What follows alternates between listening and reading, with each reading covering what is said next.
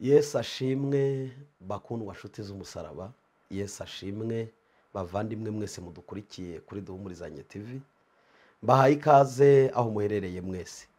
N'umugisha ukomeye kubana namwe, n'umugisha ukomeye kuganira n'iteraniro mwese mudukurikiye. Turashimira mwese abagira umwanya wo kuba bakurikirana ijambo ry'Imana aho muherereye muri mu mirimo yanyu, mu maofisi, mu bucuruzi mukora, ahantu mukorera hariho hose, haba hanze cyangwa se mu nzu, aho mudukurikira muri. Imana ibaha umugisha. Turabashimira uwo mwanya mufata mukita ku butumwa tubagenera cyangwa se Imana iba yabageneye, kuko Imana niyo iduha natwe tukabaha. Munyemerere rero mbashimire mwese mudukurikiye. Muri kumwe na mwene so Reverend Pasteur Ndorimana Edouard. Reka nshimire abantu mwese mwamaze gukora subscribe, abantu mwakoze sabone, mwasabonetinze, mwarakoze cyane kubera ko muratworohereza kubona ubutumwa, muratworohereza igihe cyose tubushyizeho iyo notification murayibona. Iyo wakanze kunzogera by'umwihariko iranasona ikakwereka ko hari ubutumwa bugezeho. Reka ngusabe nawe utari wabikora, reka ngusabe ukore subscribe aho ugeze nyine, aho utari waharenga kora subscribe, noneho bijye bitworohereza kugira ngo ubutumwa bukugereho byoroshye. Urakoze kubikora. Imana iguha umugisha wowe ubikoze kandi kugirire neza. Reka mbasangize ijambo Imana yashyize ku mutima wanjye. Uyu munsi turavuga ku kwizera kw'abadayimoni gukorera mu bantu. Kwizera, abantu bizeye Imana, abantu baravuga ngo nizeye ubutumwa bwiza, nizeye ijambo ry'Imana, narakijijwe, narabatijwe, nuzuye umwuka wera. Ariko kandi hariho no kwizera kw'abadayimoni gukorera mu bantu. Yakobo we yaravuze ngo n'ukwizera gupfuye. Ni ukuvuga ngo rero hari ukwizera kuzima, hari no kwizera gupfuye. Uko rero kuzima gukorera mu bantu n'ugupfuye gukorera mu bantu. Ndakwinginze iri somo reka urisobanukirwe neza, uraza kumenya ukuri. Noneho bituma umenya ngo kwizera kuzima ni ukuhe, kwizera gupfuye ni ukuhe. Wahitamo bitewe n'uko wamaze kumenya. Imana iguha umugisha cyane. Kwizera Bibiliya iravuga ngo ni ukumenya neza ibyiringirwa udashidikanya ko bitazaba. Bibiliya iratubwira ngo nicyo gituma abakera bahamywa neza ko bari bagufite. Abaheburayo igice cya 11 n'umurongo wa 1 n'uwa 2. Kwizera ni ukumenya. Utari wamenya ubutari wizera, kuko umuntu amenya ibyo yizeye. None ibyizerwa ni ibiki? Ni ijambo ry'Imana. Iyo umuntu atazi ijambo ry'Imana, kwizera kwe ni zeru. Kuko uwamenye ijambo ry'Imana akitondera iryo jambo, akaryitondera, akiga gukora nk'uko rivuga, akaba nkaryo, akaba mu buzima bw'iryo jambo, agahinduka ijambo, uwo niwe Bibiliya ivuga ngo yaramenye.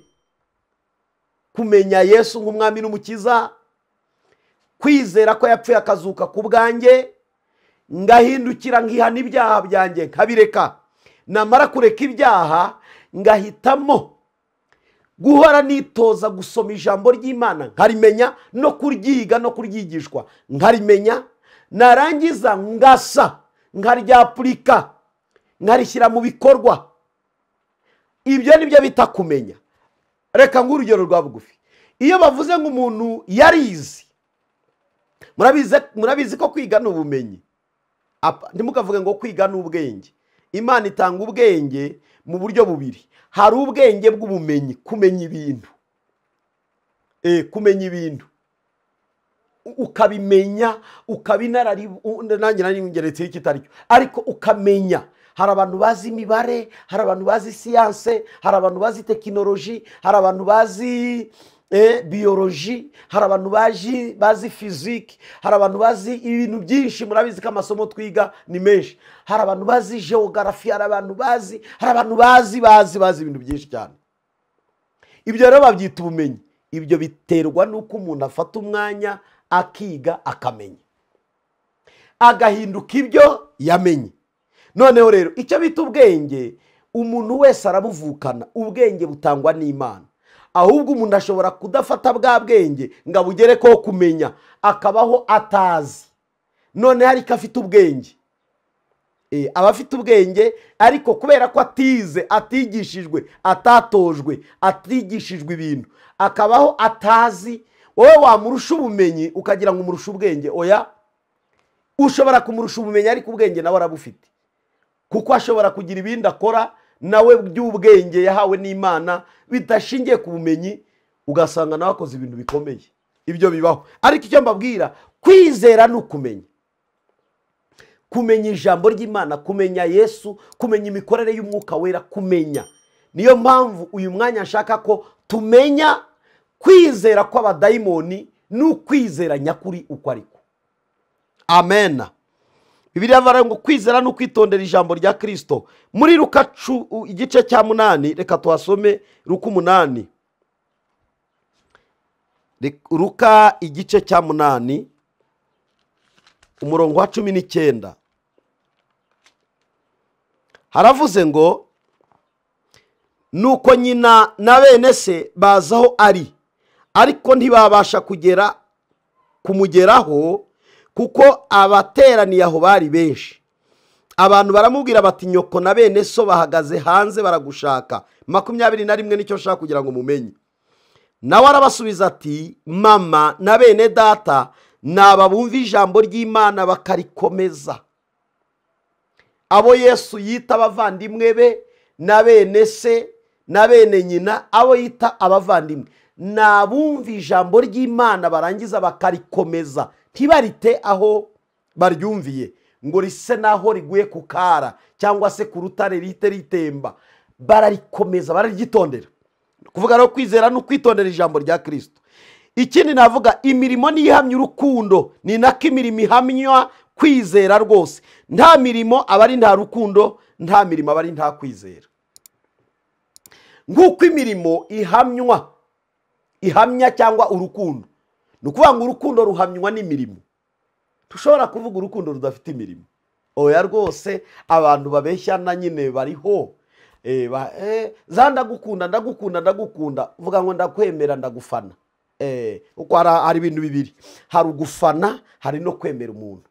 Ushobora kumunyemera ariko utankunda, ushobora kubura umufana wanjye, kuko n'amavubi agira abafana, ariko burya amavubi yo batandukanye n'abakristo, kuko abafana bo bisiga n'amarangi, bashobora no kurara inyuma ya stade ku kiguzi bisaba byose. Njya mbona abafana b'isi barakataje, ariko abakristo bashobora gufana umukozi w'Imana ariko batamukunda.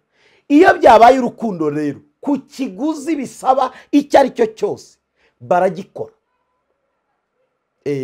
Urukundo rugirwa n'ibikorwa, no kwizera guhamywa n'ibikorwa. Nta bikorwa kwizera bari ntako, nta bikorwa imirimo y'urukundo ibibeshywa aba ari ikinyoma. Nawe ubitekereze neza, niba koko mukundana n'umuntu, niba koko ukundana n'umuntu, mukorera niki bihamya urukundo rwanyu? Bibiliya iravuga ngo inshuti nyanshuti, icya mbere zirasurana, icya kabiri zirasangira, icya gatatu iyo ari abakristo koko baranasengana, bakagira umwanya wo gusengana. Ibyo ni hame, barasurana, barasangira ibyabo, barasengana, kuko Imana yabo ari imwe. Ni ukuvuga rero inshuti koko wita ko mukundana, icyo ni ikintu gikomeye kigira ubushuti bwanyu. Kwizera rero nako kugira imirimo yako ibihamya ko uyu muntu yizeye. Donc uremera ugahangana, uremera ukarwana kubwo kwizera. Kwizera kujya gutuma abantu bahaguruka bagashora ubuzima bwabo mu kaga. Abantu bizeye bajya bemera bagafata ubuzima bwabo bakabushyira mu kaga. Muzarebe urukundo abantu bakunda igihugu bemera no kukitangira, bakizera ko paka impinduka bashaka mu gihugu zizaba ku kiguzi icyo ari cyo cyose, kabone n'aho amaraso yabo yameneka. Urwo ni urukundo rugashorerwa no kwizera, rugashyira mu bikorwa ibyo rwifuza.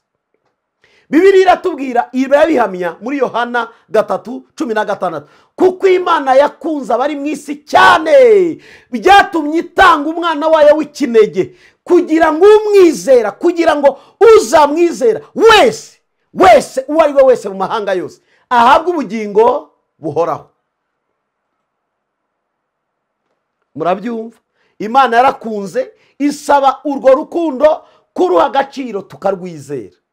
Ubwo kwizera Kristo ni ikimenyetso cy'uko twamaze gukunda n'Imana, tukizera umwana wayo ari we Yesu Kristo, kugira ngo tubarweho gukiranuka kuzanwa no kwizera.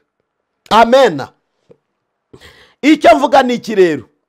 Imirimo nihamya urukundo, ni nako n'imirimo ihamya kwizera rwose. Nta mirimo aba ari nta rukundo, nta mirimo aba ari nta kwizera. Imirimo rero ihamya urukundo, imirimo ihamya kwizera. None icyo mvuga ni iki? Iyo bimeze gutyo uko mbivuze, abantu ntibagira imirimo igaragaza urukundo, abantu ntibagira imirimo ihamya kwizera. Kwizera kwabo kuba gupfuye n'urukundo rwabo ruba rupfuye. Urukundo no kwizera ntiwabitandukanya. Iyo combination uko Imana yabikombinye uvuze kwizera birasaba imirimo yo kwizera, nuvuga urukundo birasaba imirimo y'urukundo. Iyo kombinezo ntabwo wayitandukanya. Yakobo yabivuze guterera aho nshaka gusobanura. Dore uko Yakobo yabivuze igice cya 2 n'umurongo wa 14.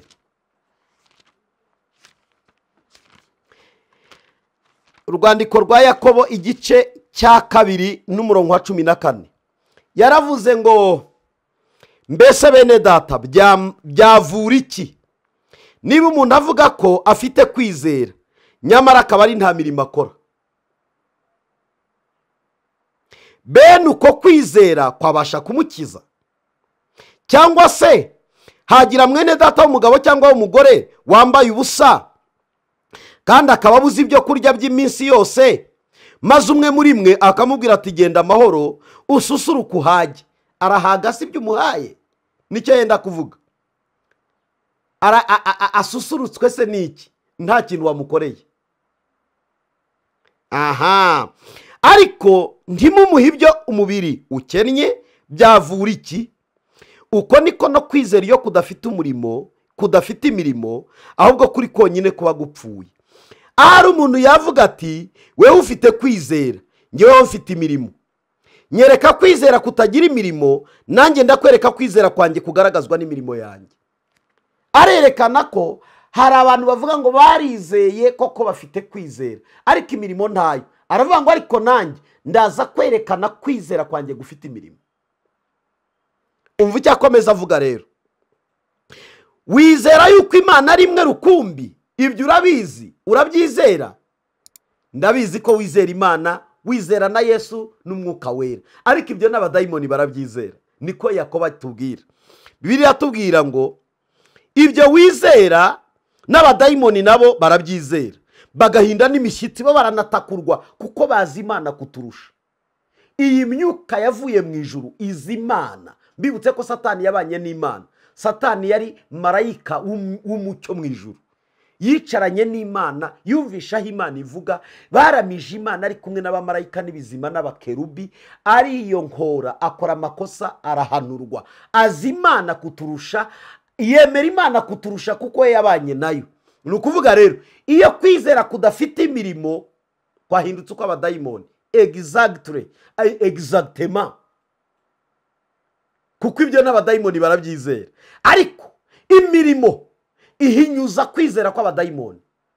Imirimo ihinyuza urukundo rw'abadayimoni, kuko urukundo rw'abadayimoni ni ikinyoma, kwizera kw'abadayimoni ni ikinyoma. Ariko iyo tugeretseho kwerekana imirimo yacu mu rukundo, mu kwizera, tuba duhinyuje kwizera k'umwanzi Satani, kuko Satani ntiyagushyigikira gukora ibikorwa byiza.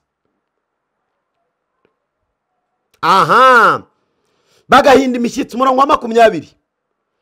Wa muntu utagira imirimo we, ntuzi yuko kwizera kutagira imirimo ari impfabusa? Mbese sogokuruza Aburahamu araduha urugero, ntiyatsindishirijwe n'imirimo ubwo yatangaga Isaka umwana we ngo atambwe ku gicaniro? Aha, muribuka Imana isaba Isaka umwana, nako isaba Aburahamu umwana. tekereza Imana ikubwiye ngo nk'umwana wawe muri abo bana ujye kumuntambira ku gitambo cyotwa, umwotse umucanirize inkwi ashya kongoke bimbere igitambo kimpumurira neza. Imana ikabigusaba.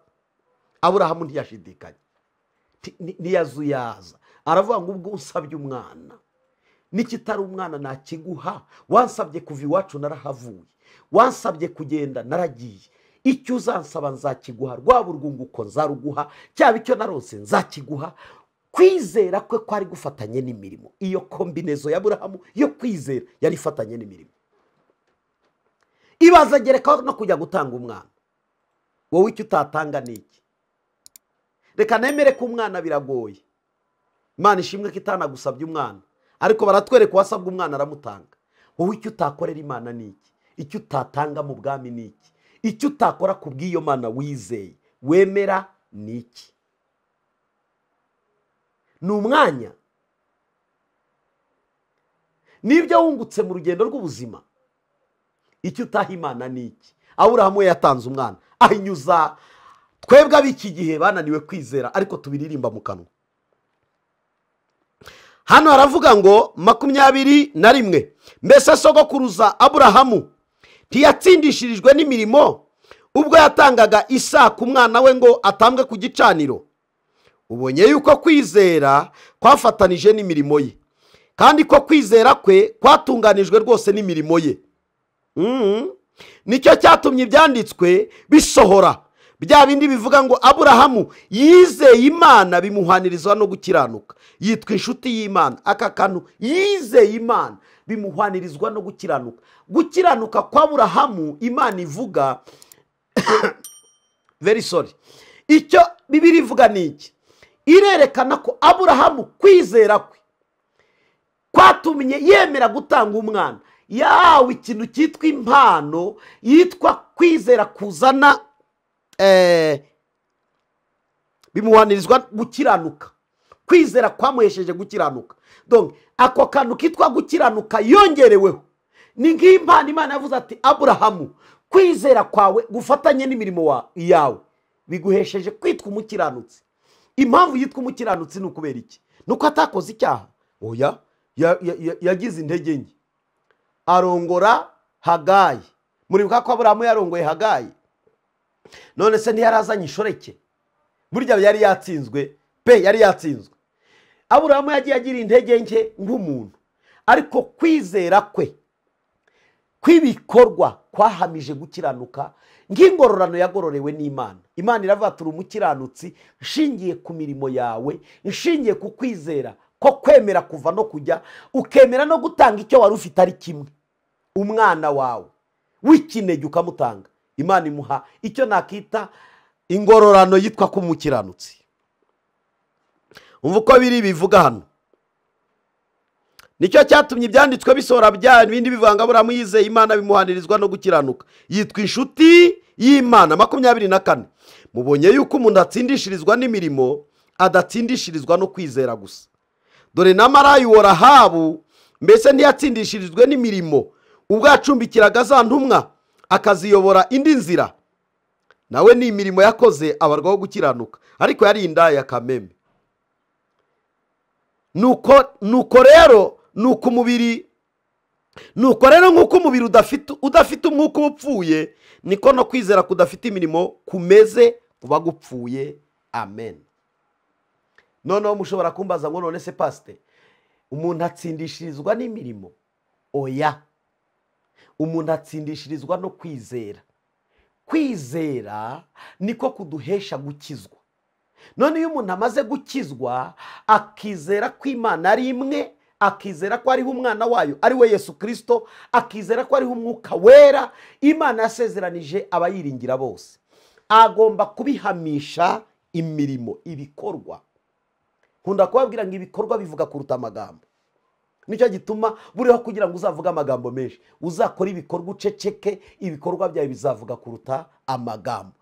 Igihugu gikenera abantu bakora ibikorwa, kugeza ubwo igihugu kireba ibikorwa by'umuntu kikamuvugaho.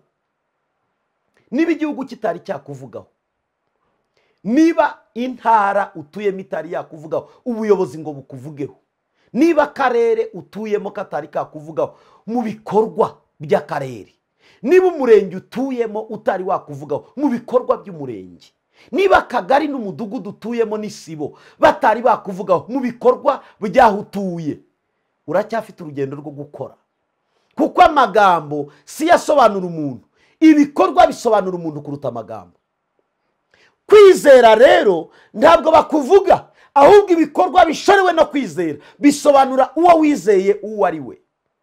Imbere y'Imana ntabwo dusobanurwa n'amagambo menshi y'amore petite yo gusubiramo uko akurikirana no kuyadefinisa no kuyerekana, no, ahubwo ibikorwa byacu, ibikorwa by'abantu bihamya kwizera kwabo, bihamya abari bo mu bwami, bihamya icyo bemera, bihamya icyo bizeye, bihamya icyo bemeye, bakemera no kugipfira. Kuko icyo wemeye wizeye wemera no kugipfira. Ibyo dufite amadini abihamya nubwo batizera ubutumwa bwiza, ariko murabizi ko hari amadini amwe namwe yemera gupfira imyemerere yabo n'imyizerere yabo, ku buryo bakubwira ngo niyo wapfa ari byo wemera uzajya mu ijuru.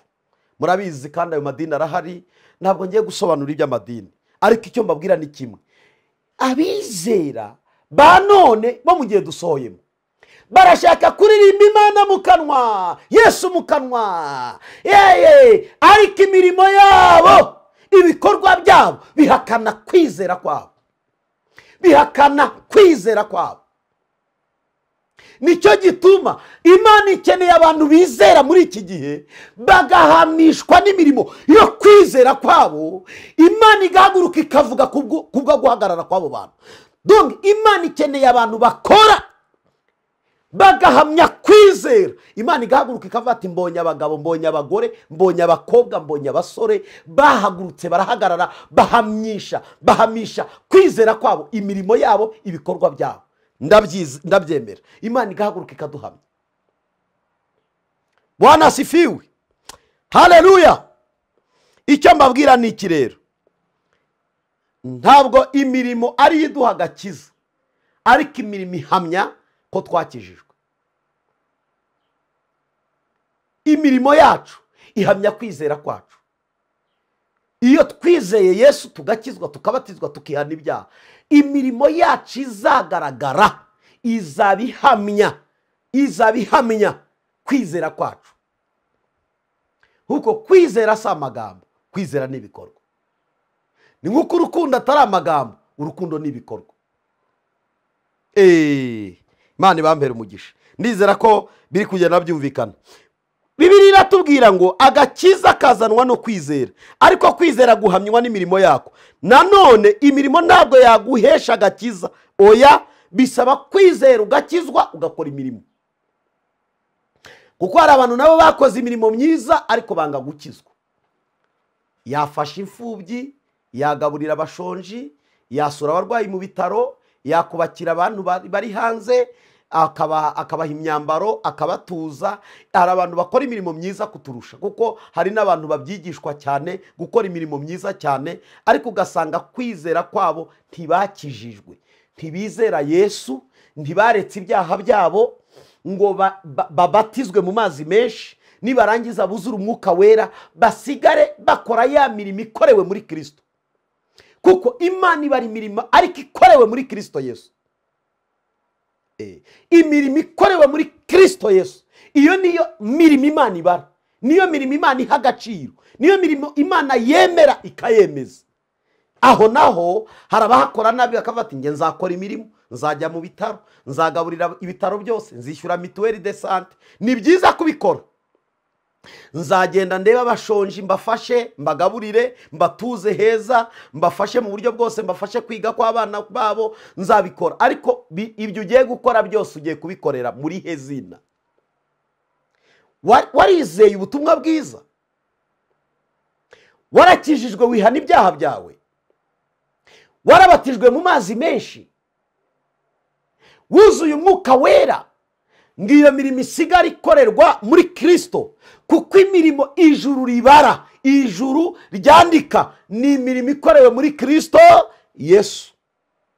naho imirimo ikorewe inyuma ya Kristo Yesu, iyo mirimo ntizabarwa kandi ntizahabwa agaciro mu bwami bw'Imana. Icyo akora hari icyo ijuru ryemera, ukora neza wese muri isi azahabwa ingororano, ariko ijuru rizajyamwo abizeye.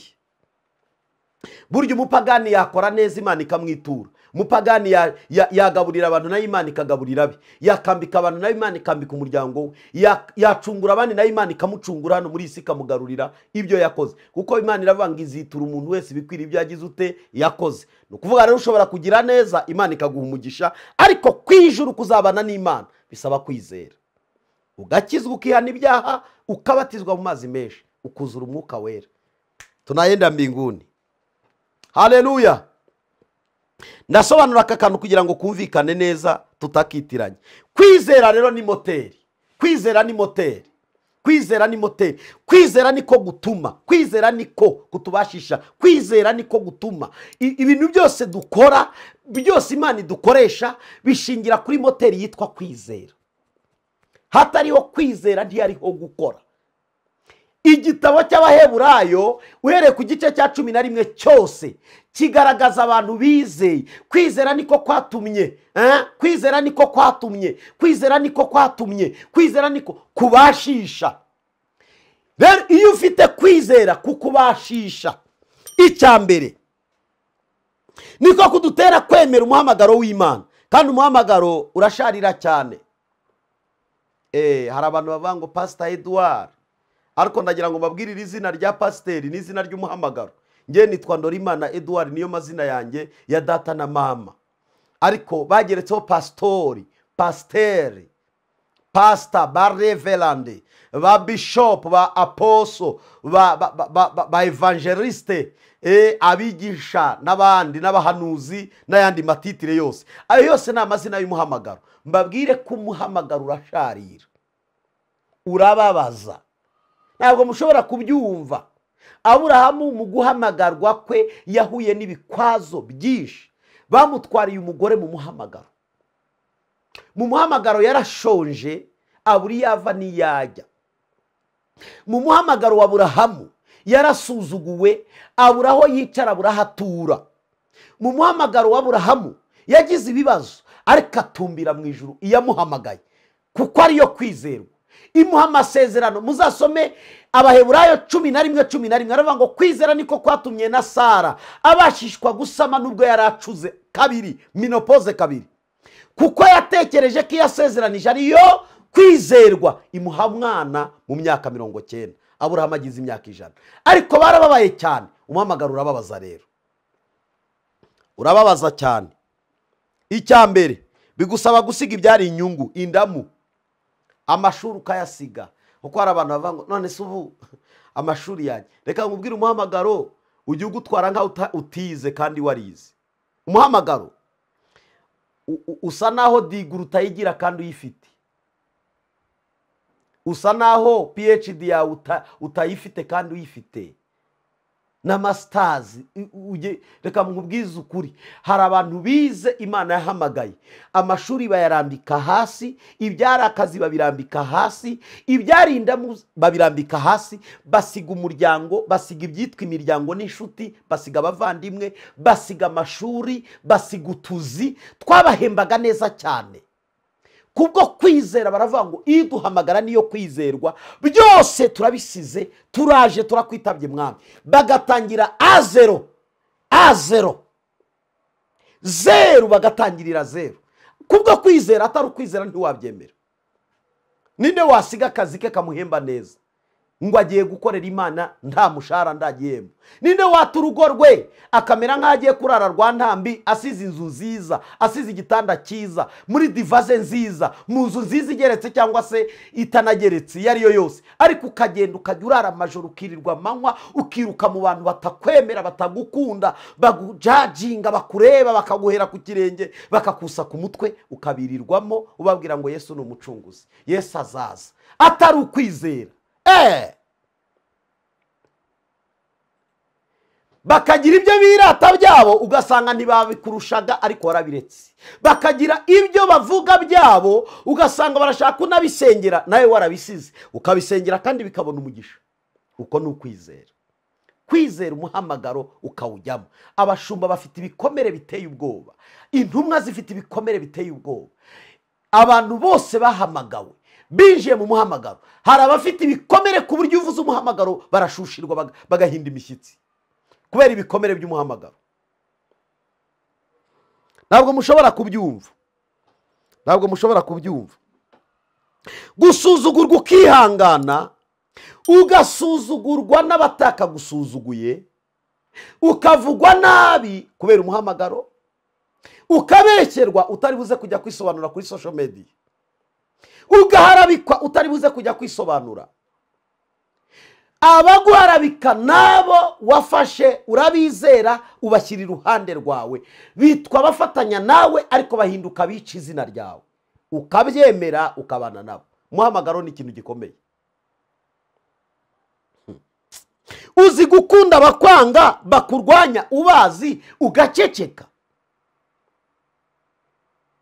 Barakwanga ukabamenya, ugategekwa kubakunda ukabakunda, ukabagirira neza, ukabitaho bakwanga, kandi wowe ukabakunda. Bakakuvuga nabi ukabakunda, bakaguteranya mu bantu ukabakunda, bagahamagarana bakagusebya ukabakunda, bakakujya gukora ibitaramo byo kukubeshyira no kukwangisha abandi no gukora amarobingi, inama zikorwa zikorerwa bahamagawe kugira ngo babasiga icyasha, babasiga amabyi. Mumbabarire nkoresha ururimi rw'ikinyarwanda, babasiga umwanda, amazira ntoki, donc base naho babangisha abandi. Hari abantu mufite umva uko muvugwa nabi kandi Imana irabizi ko muri abere, babavuga nabi, barabasebya, bisha izina ryanyu, ariko Imana irabizi ko ariyo yabahamagaye. Nimukomere, nimuhumure, kwizera kwanyu ntabwo muzava muri iyi Imana itari yaguhamya ko mwizeye kandi ariyo kwizerwa, ariyo yabahamagaye. Komeza uceceke. Barakurwanya uranabazi, uranabizi ko bakurwanya, barakwanga urabazi uranabizi, ariko komeza uceceke, ntukisobanure, ntukajye kwisobanura. Kwizera kwawe kuzahamya neza uwo wizeye, kandi igihe gikwiriye Imana izerekana ko Imana ariyo kwizerwa yaguhamagaye. Ariko uzi kubona abantu ntabwo ari ikintu cyoroshye bakundwa. Uzi kubona usengera umuntu ukwanga. Abanyamuhamagaro baragowe. Abanyamuhamagaro umuntu arakwanga akanaza ati pastor ndashaka unsengera, ubizi ko akwanga ukamusengera. Ayirirwa gusebyara kuvuga nabi ukamusengera, aririrwa yirirwa hamagara inshuti n'abavandimwe, ni mu mwange, buriya kirirata kigize hejuru, ejo yakubitwa yahwereye, ati pastor ndambikaho ibiganza. Urabizi ko akwanga ukabimurambikaho, hanyuma Imana ikamusubiza icyo nyikundira, ikakubwira ngo komeza wihangane. Arakwanga arakuvuga n'abakukoreraho inama, ariko komeza wihangane. Banyamuhamagaro mwihanganiye guseba, gutukwa, gutotezwa, kugira ibyago bya buri munsi bizanwa n'uyu muhamagaro. Nimukomere, dufite Imana yaraduhamagaye kubwo kwizera. Tuzayihamya mu mvura, tuzayihamya ku manywa, tuzayihamya izuba ryavuye, tuzayihamya mu icuraburindi, tuzayihamya muri serwakira, tuzayihamya umuriro niwaka, tuzayihamya ivumbi niritumuka, tuzayihamya kugeza ubwo Imana izahamya kwizera kwacu no guhamagarwa kwacu. Yemwe isi ngo ntibari bakwiriye no kuyibamo, niko biri bivuga. Hari abantu bakoze ibintu ukajya bibaza, ariko aba ni bande ngo n'isi ntibari bakwiriye kuyibamo? Reka nirukange dusoze. Uzi gusengera abakurusha ubushobozi ukabasabira gukomeza gutera imbere, wowe utari wagira icyo uhabwa n'Imana. Buriya abanyamuhamagaro mugira utuntu twiza, kandi muri mfura cyane abanyamuhamagaro. Ugasengera umuntu ufite byose, akakubwira ati pastor sengera business zanjye ze kugira ibibazo, ugasenga Imana ikirukana abadayimoni muri business, umuntu akagomeza agatera imbere, wowe ntugira n'ibyo urya. Ugagomeza ugasengera abantu bakurusha byose, kandi Imana ikakubwira ngo ntuwanduranye, ntujye kwirirwa ubabwira ibibazo byawe, komeza untumbire, nzagufasha, nzakugira neza. Abanyamuhamagaro benshi baba bitwa ko bakomeye bageze heza bafite amazina yogeye, batangiriye hasi basengera ababarusha ubushobozi, basengera abantu babarusha amazina akomeye, babarusha ubutunzi, ariko bakomeza kwihangana. Uyu munsi mugeze heza, Imana ibishimirwe yabikoze. Ariko abenshi abapasitori, ababishopu, abareverandi, abapotere bageze ku bikorwa bikomeye, bafite ibikorwa byateye imbere ku isi yose, batangiriye hasi basengera ababarusha ubushobozi, ariko ikosa birindaga kugira ishyari. Ni ibyago bikomeye kubona umunyamuhamagaro agirira ishyari abasengera, abayobora. Wowe urasengera abantu bagasubizwa ukagira ishyari, yekoyo we. Wowe urasengera abantu ngo bateye imbere ukarakara. Reka bakomeze batera imbere. Gutera imbere kwabo niko kuzamuka kwawe, gusubizwa kwabo niko kusubizwa kwawe. Nicyo gituma igihe cyose uri umunyamuhamagaro, Imana yaguhamagaye, ihanganira uko guhamagarwa, uhamishe kwizera imirimo yako, maze ukora imirimo yo kwizera, ubafashe, ubasure, ubararire amajoro, kuko nibo waragijwe, nibo wahawe. Komeza ubikore neza, ntukagire ishyari, ntukajye kubacyurira, ntukabacyurire ibyo Imana yabakoreye. Uri ku rutonde rw'abazibukwa n'Imana mu gihe gikwiriye. Ninde unyakiriye avuge ngo amen. Reka ngane ku musozo. Kwizera niko gutuma dutangira Imana amaturo yacu. Buriya abantu benshi banga guturira Imana ni ikimenyetso cyo kutizera no kutagira urukundo rw'Imana mu mitima yabo.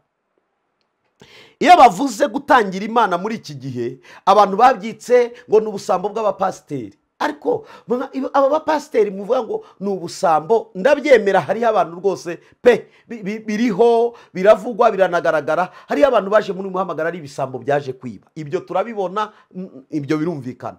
Ariko nanone mwifata igikorwa cy'Imana Bibiliya idefinisa, isobanura ngo nimurangiza mu gihindure ko cyahindutse icy'ubusambo, kuko muratsa naho mufata Imana yabikereye, yabishyizeho ifite impamvu ko yahindutse igisambo. Buriya ntabwo ari byo.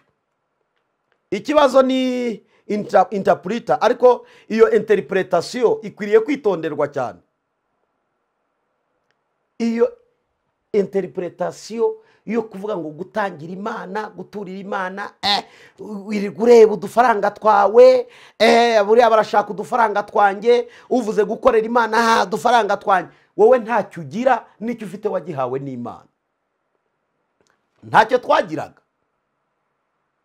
Nibyo twabonye ni kubwo kwizera. Hari ukwizera kutujyana gukora, Imana igahira imirimo y'amaboko yacu, kuko twabonye aho dukorera. Kandi mwibutse ko hari abizeye bajya mu kazi batahamara amasa. Uyu munsi baricaye, ntibafite aho bakura, ntibafite icyo bakoraho, ntibabarushaga ubwenge, ntibabarushaga ubuhanga, si ubunararibonye barushaga, si n'ikindi, si experience, no. Nta nubwo ari uko wowe uri gitangaza kuruta abandi, ni ubuntu bw'Imana wagiriwe. Gutangira Imana amaturo, icyacumi n'ibindi ni ikimenyetso gihamya kwizera kwawe, kw'Imana ariyo ukesha byose.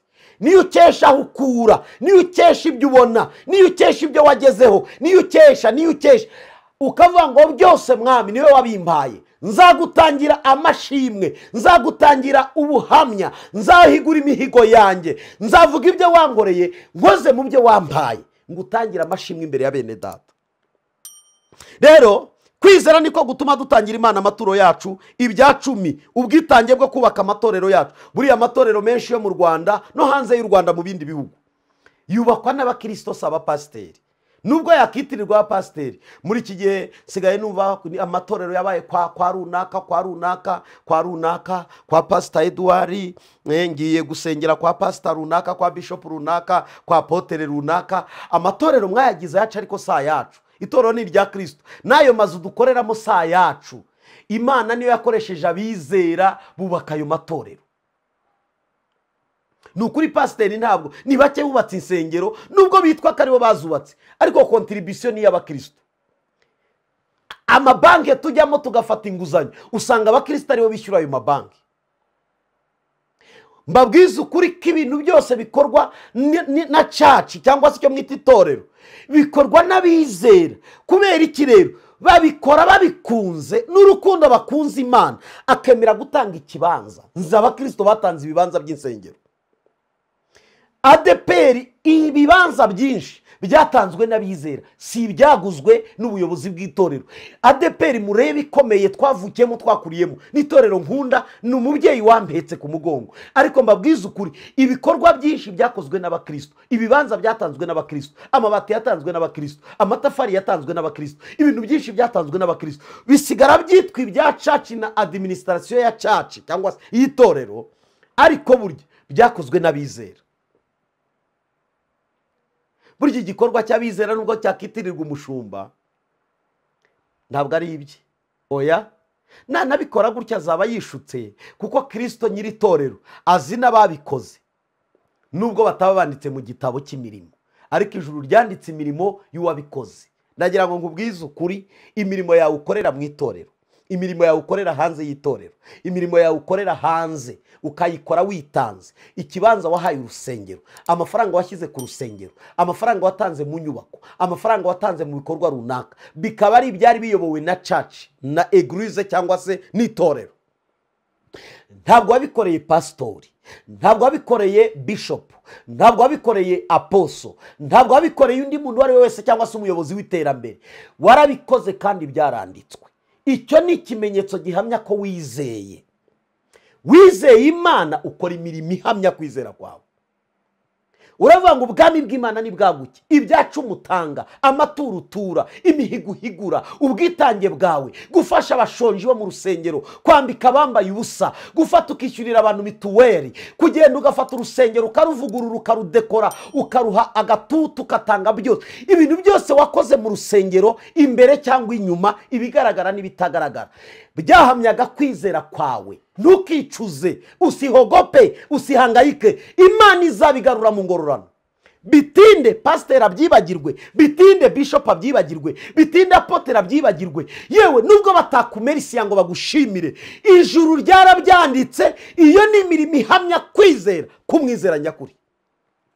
Rero kwizera kwawe ni kuzima, ntugase nawe wumva ko ibyo wakoze wari wiyubusa. Mana we, aba bantu nabikoreye ntabwo banyibuka, ntibasura, nararwaye ntibandeba, nagize ibyago ntibaza kundeba, nagize ubukwe ntibaza kuntwerera, kandi n'imirimo nakoze mu rusengero. Wikicuza. Imirimo yose ukorera mu rusengero ihamya kwizera kwawe kwari kuzima. Amen. Haleluya. Ubu rero kwizera kw'abantu kwarapfuye, ntibashaka gukora. Reka twarabimenye. Abapasteri n'ibisambo, abapotere n'ibisambo. Izo verbe, izo vocabulaire zimwe zishorewe n'abadayimoni, izindi zishorewe abandi ngo nukugira ubwenge. Bene ubwo bwenge n'ubw'abadayimoni. Ubwenge bukubwira kudakora mu bwami, kudaparticipa, participation yawe ikagaragara, kudakora. Umukristo udakora no kumutunga mu rusengero, burya na Kristo arumirwa akavuga ati ariko nk'uyu yaje kumara iki? Isi ikeneye umukozi, ijuru rikeneye umukozi, igihugu gikeneye umukozi, itorero rikeneye umukozi. Reka mbabwize ukuri, umuryango ukeneye abakozi, n'ingo zikeneye abakozi. Niyo ubyaye umwana ntakora, ubona ari ikigeragezo mu rugo. Igihe cyose wamutanzeho byose kugira ngo akure, wagera ukabona aricara atimaje, uravuga ati ariko si uyu mwana azavamo igaburo ryo ku meza, azavamo indabyo zo kuri saro, zo kwibaraza ry'inzu, azavamo iki? Isi ikeneye umukozi, ijuru rikeneye umukozi. Wowe ubona niwanga gukora uzavamo iki? Urashaka uzashyushya intebe za caci z'urusengero? Igihugu ntigikeneye bene uwo muntu ushyushya kwicara gusa. Baravuga ngo duhaguruke dukore, twubaka igihugu, duhaguruke twubaka itorero ryacu, duhaguruke twubaka imiryango yacu. Byose ni uguhaguruka tugakora. Nguko igihugu gikunda umukozi, niko n'umuryango ukunda umukozi, niko n'itorero rikunda umukozi. Ijuru rikunda umukozi. Umuntu wizeye ntakore, byari kurutwa nuko atari kwizera, kuko kwizera kwe kurapfuye. Wowe nta cyacu umutanga, nta maturo yawe, nta bwitange bw'inyubako, nta bwitange bw'ibikorwa byo mu rusengero, uragaramye gusuraho ngo izaje ibigenza, ibikizagenza neza. ko n'ibyo yakugenjereje neza ntacyo uyimariye. Uyimariye iki?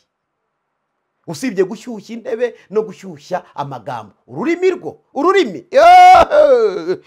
rwo Satani yararudutwerereye, ariko amaboko akora. Umwanzi arashaka kuyafunga kugira ngo abwire Imana ngo babandi wizeye bakubeshya ngo barakwizera. Ibikorwa byabo birihe? Ubwami bwawe ntibugize ibibazo, bahari bagaramye mu mafaranga, bagaramye mu byo babakoreye. Warabakoreye ariko dore amaboko yabo barayahinnye.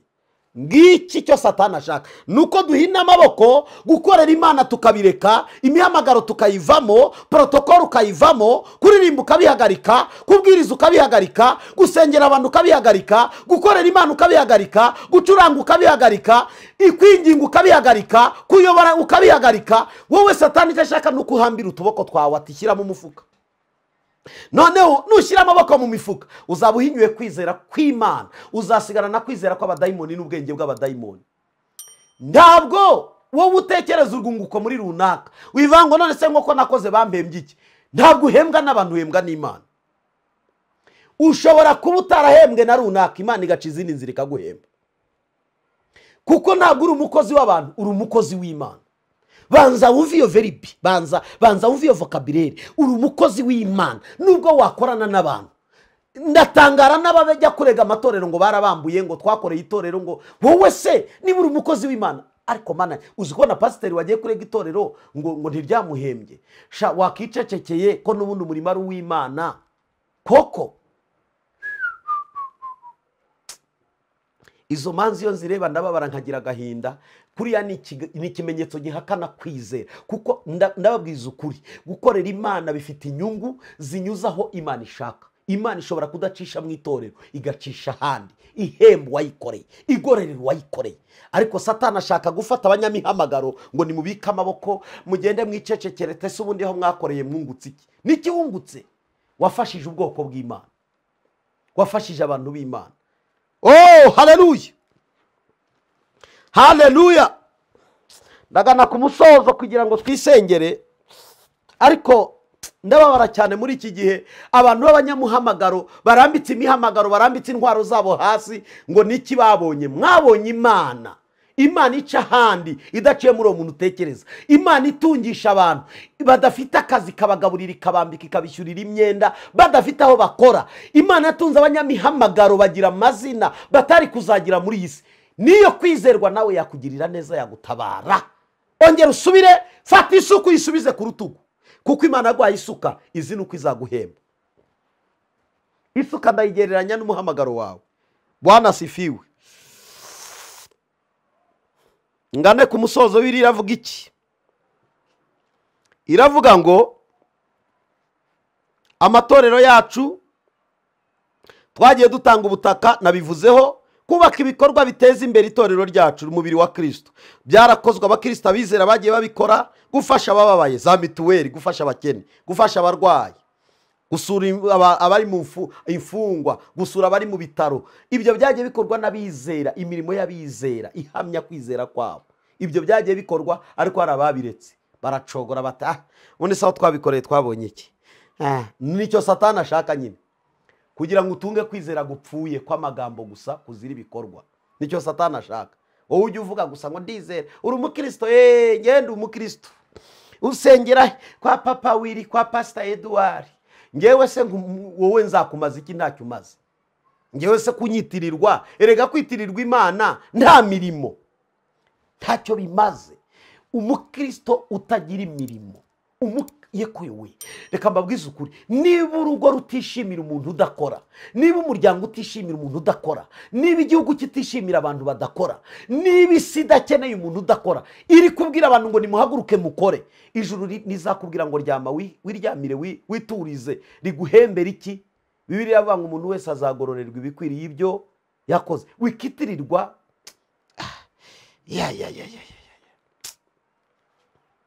ukwiriye kuba umukozi, ukwiriye kuba umukozi. Gabanya ibintu by'ubunarige, umuntu, abantu bigize inarige, barashaka kubaho ari inarige ziraho. Urashaka kuvuga Imana ngo ari yizera. Ibikorwa bivuga kuruta amagambo. Haguruka, niba ari ugusenga jya gusenga, niba ari ukugira umurimo ukora mu itorero ugomba gukorera Imana, niba ari umuhamagara Imana iguhamagara ukore nk'uko ikubwira, niba ari ugutanga tanga bingana n'ibyo ufite. Imirimo rero iherekejwe no kwizera irasakuza. Imirimo iherekejwe no kwizera irasakuza. Buri imirimo abantu bakorera Imana hano muri iyi si igera imbere y'Imana ikavuza induru, igera imbere y'Imana igasakuza. Bakundwa bene data, imirimo irasakuza kuruta amagambo. Amagambo avugirwa mu isi iyo atagira ibikorwa ahinduka urusaku ruryana mu matwi y'Imana. Amagambo atagira ibikorwa ahinduka urusaku ruryana mu matwi y'Imana. Ariko ibikorwa bishorewe n'imirimo iherekejwe n'ibikorwa, cyangwa se kwizera guherekejwe n'imirimo, ari byo bikorwa birasakuza bikanezeza Imana, ikavuga ngo ninde ukoze ku mutima, uwo ninde ukoze ku mutima. Reka mbabwire icyanditswe kimwe maze twirukange twisengere. Ibyakozwe n'intumwa 9, ndabaye amaverise biblique twirukange. Ibyakozwe n'intumwa igice cya 9 n'umurongo wa 36. Ibyakozwe n'intumwa igice cya 9 umurongo wa 36 baravuga ngo iki? Ngo kandi Yopa hari umugore w'umwigishwa witwaga nde Tabita, risobanurwa ngo Doruka. Uwo mugore yagiraga imirimo myiza myinshi n'ubuntu bwinshi. Muri iyo minsi ararwara arapfa. Bamaze kumwuhagira bamushyira mu cyumba cyo hejuru. Ngo kandi kuko iruda hari bugufi bw'Yopa, abigishwa bumvise ko Petero ariyo bamutumaho. Abantu babiri baramwinginga bati ngwinuze iwacu ntutinde. Petero arahaguruka ajyana nabo. Asoyeyo bamujyana muri icyo cyumba cyo hejuru. Abapfakazi bose ngo barahagarara. Bahagararira iruhande rw'intumbi, bahagararira iruhande rwe barira. Berekana amakanzu n'imyenda Doruka yababoheye akiriho. Berekana imirimo Doruka yakoze. Imirimo igiye kuvuga. Apana utugambo tw'abantu n'inzimuzi z'abantu. Hari abantu birwana amagambo yo ntugakunda abantu ba uzabwira tujya kuvugira ubusa hirya. Ujye ukunda umuntu ukora kuruta amagambo. Ntugakunda abantu ba va ku bantu ba ntugabaha umwanya. Ukirwana n'abantu ba jya ukunda umukozi, jya ukunda umuntu ukubwira ibyo mukora, jya ukunda umuntu ukubwira aho mugana. Haleluya. Umva uko biri tubwira. Petero hano ku murongo wa 39 wa 40, Petero abaheza bose, arapfukama arasenga, ahindukirira intumbi ati Tabita haguruka. Arambura amaso, abonye Petero arabyuka aricara. Petero amufata ukuboko aramuhagurutsa, maze ahamagara abera. Abaki? Abera, abizera nibo bitwa abera, n'abapfakazi amubaha ari muzima. Bimenyekana Yopa hose, benshi bizera umwami Yesu. Imirimo ye yakoze mbere atari yapfa, yatumye abapfakazi n'imfubyi bizera. No kuzuka kubayeho guteye abandi kwizera. Imirimo igituma abandi bizera, amagambo ajya atuma abandi basenyuka. Nicyo gituma kwizera werekejwe n'imirimo kubaka benshi. Kwizera kutagira imirimo kurapfuye, kuranuka, kuraboze, kuragaze, buri hano n'umuntu ugira kwizera akavuga ngo agira kwizera nta mirimo, byose biba byapfuye. Reka nikomereze. Nehemiya yabivuze ngo iki 5:15. Nehemiya gitabo cy'umuhanuzi, gitabo cya Nehemiya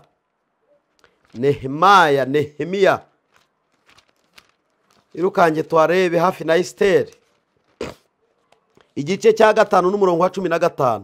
Reka dusome mu izina rya Yesu. Aravuga ngo ariko ibisonga byambanjirije kera byabereye rubanda ibirushya, bibaka ibyo kurya na vino udashyizeho shekeri z'ifeza 40. Ndetse n'abagaragu babo batwazaga rubanda igitugu, bari babi nyine. Bibiliya bitubwiye. Ariko ngeweho siko nabigenje, kuko nubahaga Imana yanjye, ahubwo nagiraga umwete wo gukora nubaka inkiki, kandi nta gikingi cyose twaguze, kandi n'abagaragu banjye bose bateraniraga ku murimo bagakora. Murabyumva? Kandi abagabo 150, 150 ingahe? 150 bo mu Bayuda n'abatware babo bariraga ku meza yanjye udashyize abo twasangiye, kandi bavaga mu mahanga adukikije. Kandi igerero ry'umunsi umwe ryabagamo inka imwe n'intama 3 zitoranijwe, bandekeraga n'inkono. Kandi uko iminsi 10 yashiraga bazanaga vino z'amoko yose, ariko ibyo byose uko bingana sinabyakaga abantu ho ikoro ry'ubusonga, kuko abo bantu barushywaga n'uburetwa. Byose yari abyitangiraga Nehemiya akavuga ngo ndarwana no kugira ngo aba bantu barye banywe bakorera Imana, bubake inkike zasenyutse, basane amarembo yahiye, babikore bariye bahaze, babikore banezerewe. Yitangiye umurimo w'Imana Nehemiya ku kigero gikwiriye, yemeye gutanga ikiguzi cy'umwanya n'ubuzima bwarabushora. Aravuga ngo nzatanga byose ubwami bw'Imana bugera aho bugomba kugera. Dukeneye ba Nehemiya uyu munsi, Imana ikeneye ba Nehemiya uyu munsi. 19 umva kandi yasoreje uka 19. Umva icyo nenda kukwibutsa.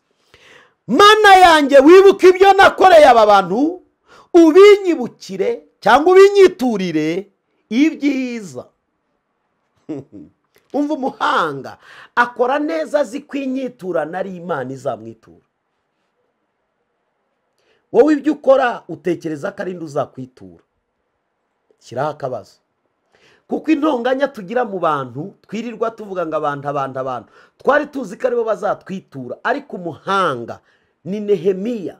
Abantu bashobora kutakwitura ibyiza wabagiriye, abantu bashobora kutakwitura ineza wabakoreye, ariko hari Imana yitura umuntu wese ibyiza yagize ute yakoze, ku mirimo iherekejwe no kwizera.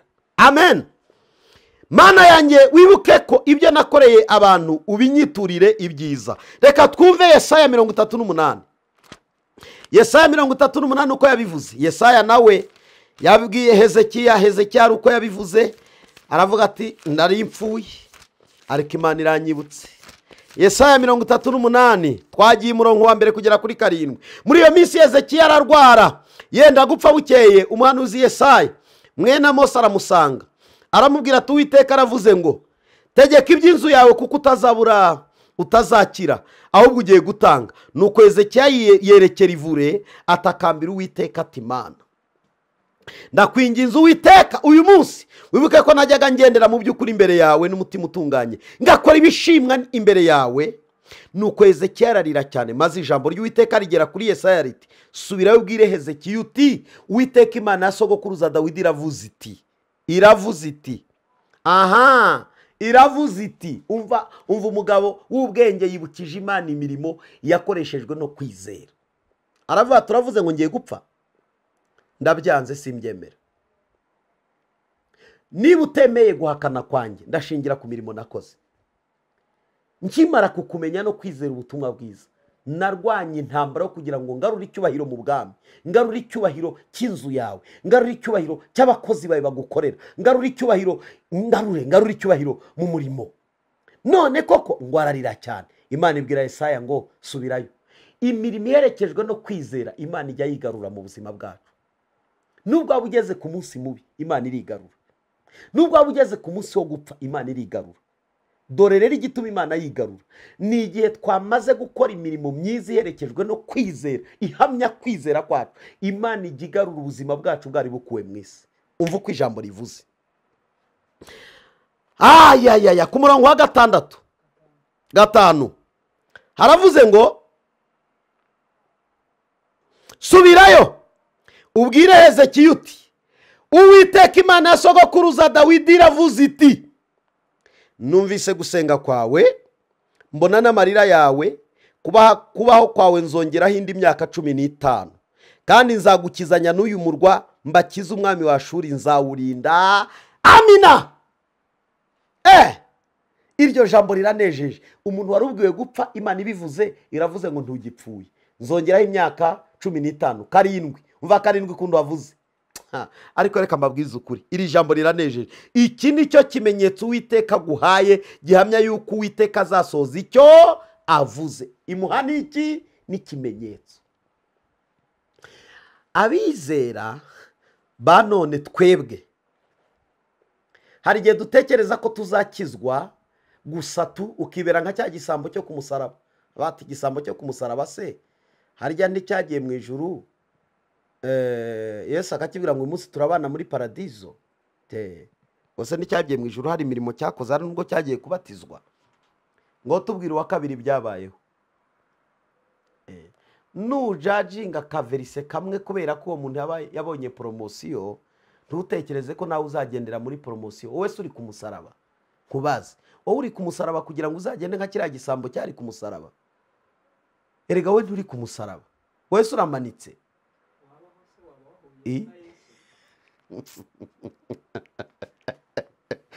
Nyine reka tujye tuganira tubazanye, kuko mu by'ukuri ubu uyu munsi iyo wizeye ukaba umeze kwizera kungana n'igisambo kiri ku musaraba, wowe uri ku musaraba. Ese niba uri no ku musaraba, ko uwo musaraba wabahuriyeho na Yesu, ko yagize amahirwe chance mu buzima kuri uwo musaraba akahurira na Yesu. Nibindi ugira ngo ibisambo se ntibyakomeje kumanikwa?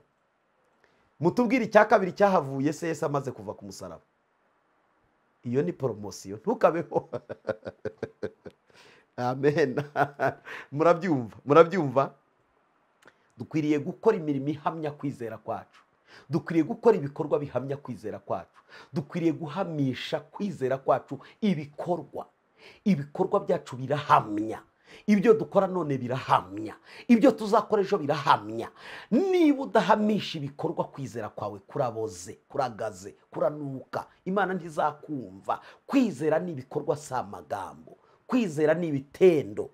Buri ibitendo nibyo bizamura ubwoko. Mu gisirikari uzamurwa nuko wize amashuri bakaguha iranka. Iyo utazamuwe nuko wize amashuri uzamurwa n'ibitendo wakoreye ku rugamba. Wowe ubura amashuri ubure n'ibitendo sikiya. Niwizera ukagerekaho imirimo, dore ibizakubaho. Dore ibintu bizakubaho bigera muri 5. Dore ibintu bizakubaho niwizera ukagerekaho imirimo, dore ibintu 5 bizakubaho. Maze ngusengere ndekeraho. Icya mbere, uzagira igikundiro mu bantu. Nugira kwizera ukagerekaho imirimo, dore icya mbere kizakubaho, uzagira igikundiro mu bantu. Imigani 11:24. Imigani 11:24. 11:24 havuze ngo iki? Reka dusome mu izina rya Yesu. Haravuze ngo hari umuntu utanga akwiragiza, akajya atanga amafaranga ye, agatanga umwanya we, agatanga agafasha ahantu bamuhamagaye hose, ariruka gutabara aratabara, ubukwe aratwerera, aho atabajwe aratabara, agakwiragiza hose, agakwiragiza. Murabyumva ko afite ibikorwa bari gukora akoresheje gutanga, agakwiragiza. Nyamara akarushaho kunguka. Umva igitangaje, ngo umuntu arushaho kunguka. Kandi hari n'uwimana, baduha urugero rw'undi, hari n'uwimana birenze urugero, ariko we bizamutera ubukene gusa. Nagiraga ngo abimana bazakira. Reka twumve icyo Bibiliya itubwiye. Biratangaje. 25. Umunyabuntu azabyibuha, kandi uvomerera abandi nawe azagira ute? Azavomererwa. Ariko uwimana amasaka azavumwa na rubanda. Afite igikundiro muri rubanda? Nta gikundiro. No. Umuntu wima rubanda amasaka akumva yahunika mu tugega twe, mu dukonte twe, twakonte twe, wazavumwa na rubanda. Bazavuga ati urakajyana n'ibyo ubika, uragahirima mu manga, uragatwara imodoka iguhirike. Ntimuzabana ukuntu batukana, ntimubizi? Burya kuvumwa na rubanda ni ukukwifuriza ibyago mu byo urundarunda. Ariko ufata ibyo arunda akanasangira n'abandi, ngo bazamwifuriza umugisha, ngo kandi umugisha uzamubaho. Nyakira uvuge ngo amen. Haravuga ngo ariko umugisha uzaba kuyabagurira, kuyabaha. Ugira umwete wo gushaka ibyiza aba yishakiye gukundwa, ariko ushaka kugirira abandi nabi izamugaruka. Uwishingikirije ku butunzi bwe azagwa, ariko umukiranutsi azatoha nk'ikibabi kibisi. Azajya atanga atohe, azajya afasha atohe, azajya atanga amaturo y'uko bwije n'uko bukeye, afashe abakene, afashe abagowe, afashe itorero rya Kristo, afashe igihugu cye, afashe imiryango ye, arusheho gutoha. Ariko uwimana ntazigera akundwa, ntazagira n'umugisha. umva uko biri tubwira icya kabiri, uzicara mu myanya y'imbere, intebe z'imbere zikwiriye abakozi. buriya ntihagire hari ikintu kijya kinsetsa, reka mbakurire inzira ku murima. Niba udashaka participation yawe mu bandi ahantu ariho hose, niba udashaka gukora, ntuzicara imbere. No, icyo twita table d'honneur cyangwa se high table. Iyo bavuze high table ntabwo ijyanwa y'ibigwari, abantu bicara bararambije. Abantu bicara bararambije bicara inyuma, imbere hajya abakozi, ntabwo hajya hicara ibigwari. Sinari nabona high table mbabaze, niko high table z'abageni. Nta bikorwa biba byabaye kugira ngo tubone table d'honneur iriho abakobwa baherekeje umusore n'umukobwa bashyingiwe. Uzi ikiguzi cyo gushyingirwa? Uzi ikiguzi cyo gushyingirwa? Uzi isukari gitwara? Uzi abasore amajoro baba bararaye bahinga? Uraruhinga kuri telefone, uhinga kuri WhatsApp, uhinga ukararuhinga, wohereza imitima ihumeka, wohereza imitima yahwereye n'iyahagaze, wohereza indabyo zumye n'imbisi n'izagagaye, ugerageza uburyo bwose kugira ngo urebe ko yakwemera. Ejo ukagerekaho inkwano, ejo ukagerekaho gufata sare yo gukoreramo ubukwe, ejo ukagerekaho gukodesha imyenda abageni bazambara, ejo amamodoka n'ibindi. Bakicara kuri high table ngo ntabwo bakoze. Ijambo ryose ryitwa imyanya y'imbere yicazwamo abakozi. Ntabwo uzigera wicarana n'umwami nta gikorwa wakoze. Ntabwo uzigera wicarana n'abakomeye nta gikorwa wakoze. Ntabwo uzigera wicara mu myanya y'icyubahiro nta gikorwa wakoze. Ntabwo abakene bajya imbere, niyo mpamvu abakene batashyirwa imbere. Rimwe na rimwe bigahinduka kwivovota ngo abakene ntibagire ijambo. Ariko se wagira ijambo nta bikorwa? Wa magambo azakwicaza wagize ngo dore igishakira umwanya umuntu intebe ni igikorwa akora. Igikorwa kiguha icyicaro, igikorwa ukora kiguha umwanya, igikorwa ukora kiguhuza n'abantu utari kuzabonana nabo, igikorwa cyawe ukoze kiguhuza n'umuntu wifuza guhura nawe, igikorwa cyawe kiguhuza n'abantu bakomeye. Nicyo gituma abantu bababaye bari mu mibabaro duhorana amagambo avuga ngo yaha mama se nanjye ngira iki, ese mama nanjye bampa intebe. Erega bwira Imana igira ibyo igukoresha. Nubura ibyo ukora ntuzigera wicara imbere. Oya, kuko imyanya y'imbere yagenewe abakozi, imyanya y'inyuma yagenewe abantu barebera bashungera. Kuko ubukwe bugira abantu babiri, bugira abantu ba nyirabwo, bukagira n'abantu baherekeje ba nyirabwo bagize ibyo bakora, hakagira n'abaza kureba batigeze babona invitation bagahagara bakajya bahengeza, ariko ntibajya bashyirwa imbere. Habanza abantu bakoze ubukwe bakicazwa mu myanya y'icyubahiro kuko nibo banyacyubahiro. Abakurikiraho ni abantu bakoze participation, abafatanyabikorwa muri ubwo bukwe. Abanyacyubahiro bashyirwa imbere. Icyubahiro kiva ku bikorwa bakoze, ntabwo ari amagambo gusa. Ntabwo murabona mukuru w'umuntu bamushyira inyuma hatagaragara, muri umuntu yakicara imbere kubera ko ari umukozi. Muri mukuru we nubwo ari mukuru ntibamwicariza imyaka, bakicaza muri umuna we. Ntabwo murabibona? Imyanya y'imbere yagenewe abakozi. Urashaka kubaho ukicara ku ntebe y'imbere, kora, va mu magambo, va mu matiku, va mu mazimwe. Imyanya y'imbere yagenewe abakozi. Amen. Ubwo murarakaye mugiye kumbwira ngo pasiteri, njye ntabwo ndababwiza ukuri, kuko izo ni intonganya duhorana za buri munsi. Ngo ngewe banyimye intebe y'imbere, wakoze iki se? Banyimye icyicaro cyiza, wakoze iki nyine? Ngo banyicaje aho ntashakaga. Ntabwo bakwicaza aho ushaka, ibyo ukora bikugenera ibyicaro.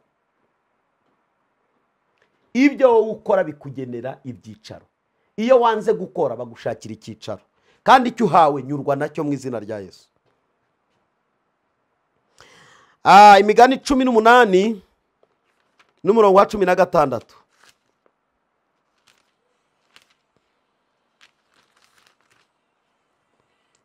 Haravuze ngo amaturo y'umuntu amuhesha inzira akamugeza imbere y'abakomeye. Amaturo y'umuntu amuhesha iki? Inzira. Yarangiza akamwicazanya n'iki? N'abakomeye. Apana amagambo. No, apana amagambo. Amagambo ntajya ahesha umuntu icyicaro. dore igihesha umuntu icyicaro ni amaturo ye, ibikorwa. Iyo bavuze amaturo n'ibwami hicazwa n'ibikorwa. Abantu bajya ibwami bajyanwayo n'ibikorwa, abantu bajya bicara ibwami bicazwayo n'ibikorwa. Iyo ujyanye amagambo ibwami ntuvayo. Baravuga ngo umukobwa yacirwa inzira akagera ibwami, ariko ibikorwa bye nibyo bizagenda uko azaba ibwami cyangwa akahava. Nicyo gituma umukozi akenerwa imbere ariko ntashyirwa inyuma, ariko umunyamagambo ashyirwa inyuma. Reka mvuga akangaka kandi, imiryango ikomeye izagukingurirwa, nicyo nari mvuze. Uzarindwa n'Imana kuko ikubonamo akamaro. Iyo Imana ikubonamo ibikorwa izagukoresha ukayikorera, urarindwa. Umuntu ntarindwa n'amagambo avuga, umuntu arindwa n'ibikorwa. Iyo Imana ikubonamo umumaro w'ibyo uzamara, irakurindira kumva, yica ibyonnyi, yica abicanyi, yica abagome, yica abagambanyi, kuko ikubonamo umumaro mu gihe kiri imbere. Umumaro ungana n'ibikorwa uzakora, umumaro ungana n'ibyo uzayikorera. Umva Yesaya 26:3. Yesaya 26:3 haravuze ngo, ugushikamishije umutima uzamurinda w'amahoro masa kuko akwiringiye. Mujye mwiringira umwami iminsi yose, kuko umwami Yehova nyine ari we rutare ruhoraho iteka ryose udapfa, azakurinda. Wowe nugira kwizera guhamishwa imirimo, ibikorwa, Imana izakurinda. Ikurindane n'abawe, ikurindane n'urugo rwawe, ikurindane n'abana bagukomokaho, ikurindane generasiyo yawe. Imana izayikurindiramo kugeza ubwo uzatanga umusaruro mu by'Imana yakugeneye. Apana amagambo, ibikorwa biherekejwe no kwizera. Amen, haleluya. Icyanyuma nsorejeho kiravuga ngo, ibigega byawe bizuzuzwa bisendere. Niwizera ukagerekaho imirimo, ndi kubabwira ngo dore bizakubaho. Ibigega byawe bizuzuzwa bisendere imitobe. Imigani igice cyaho cya 3:9. Imigani 3 umurongo w'9 n'uwa10.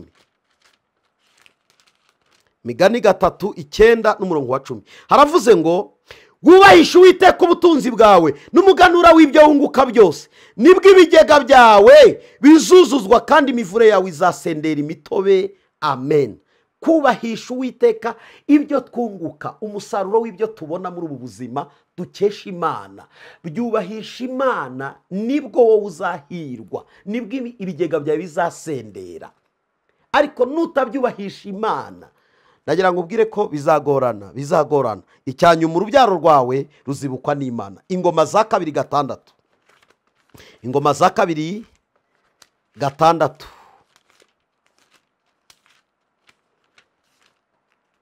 Ingoma za 2:6 wavuze ngo iki? Ingoma za 2:6:14. 6:14 haravuze ngo, Salomo arasenga ati, Uwiteka Mana ya Isiraheli, nta mana ihwanye nawe mu ijuru cyangwa mu isi, ikomeza gusoreza isezerano abagaragu bawe no kubagirira ibambe, bagendera imbere yawe n'umutima wose. Icyambere, wakomeje ibyo wasezeranije umugaragu wawe umukambwe wanjye Dawidi ari we data, nk'uko wabivugiye mu kanwa kawe, none ubisoresheje ukuboko kwawe, birasohoye mbaye umwami. Nuko rero none Uwiteka Mana ya Isiraheli, komeza ibyo wasezeranije umugaragu wawe umukambwe wanjye Dawidi, nk'uko wamubwiye uti, ntuzabura umuntu wo kwicara ku ntebe y'ubwami bwa Isiraheli imbere yanjye, niba abana bawe bazitondera mu ngeso zabo bakagendera mu mategeko yanjye nk'uko wagenderaga imbere yanjye. Nuko Uwiteka Mana ya Isiraheli, ijambo ryawe wabwiye umugaragu wawe Dawidi urihamye. Ijambo ryawe ugire gute? Urihamye. Icyo Salomo avuga, aravuga ngo, data yabanye nawe, umubwira ijambo ko atazabura umusimbura ku ngoma. None ijambo ryawe urarisohoje, njye umwana we nemerewe kwicara kuri iyo ntebe, ariko isezerano ni irya data. Donge ninje mu isezerano rya data. None ndakwinginga, nyemerera nk'uko abimusezeranije, uhamye isezerano, wemere tubane. Icyo nshaka kubabwira ni iki? Urubyaro rwawe Imana irarukurikirana iyo wabanye n'Imana, uyizera, uyihamisha ibikorwa. iravuga ngo uyu ntazabura undi. Reka nkubaze ikintu, niba warabanye n'umuntu ntakugirira umumaro, uzifuza kubana n'umwana we ngo azamare iki? Niba uramutse ubanye n'umugabo n'umugore n'umukobwa n'umusore mukabana akazarinda apfa nta mumara kumariye, uzifuza kubana n'umwana we ngo amare iki? Iki nicyo uyu mwana ari kuvuga. Data mwarabanye mugirana amasezerano, aragukorera, agukorana n'umutima we wose n'ubugingo bwe bwose, ntacyo yakwimye, yaguhaye umutima, yaguhaye amapfizi, yewe kwizera kwe guhamywa n'imirimo. Dawidi yakoze imirimo mu bwami bw'Imana kugeza ubwo Imana yamwivuze, iravuga ngo uyu niwe ufite umutima nk'uko umeze nk'uwo nshaka. Apfuye umwana wajyaho aravuga ngo Mana, isezerano ninjiyemo ni irya data, ndagirana nawe isezerano dukorane mu biganza Mana, nk'uko abanye na data bari kuzabana nanjye. Imana ari kwanga kumusubiza. N'umusaruro Dawidi yazanye muri Isiraheli, Imana ikeneye ko kwizera kwanjye nawe guhamywa n'imirimo.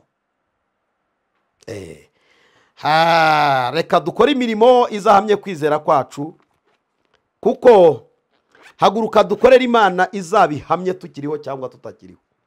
Ibintu ni bibiri.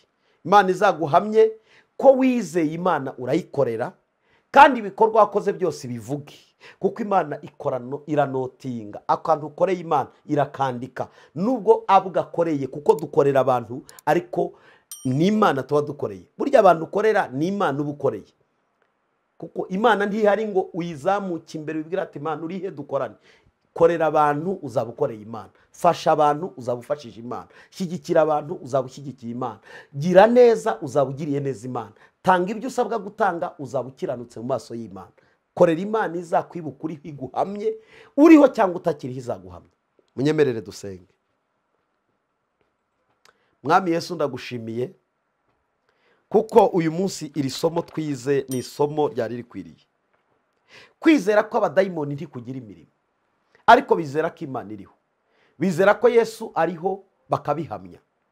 N'umwuka wera barabemera bakavuga ngo dore uyu ni umwuka w'Imana, ariko ntibajya bakora imirimo yabyo. Nicyo gituma twebwe abizeye by'ukuri dukoresha imirimo ihamya kwizera kwacu. Niba uri Imana yo kwizerwa, dukoresha imirimo igaragare ifatike.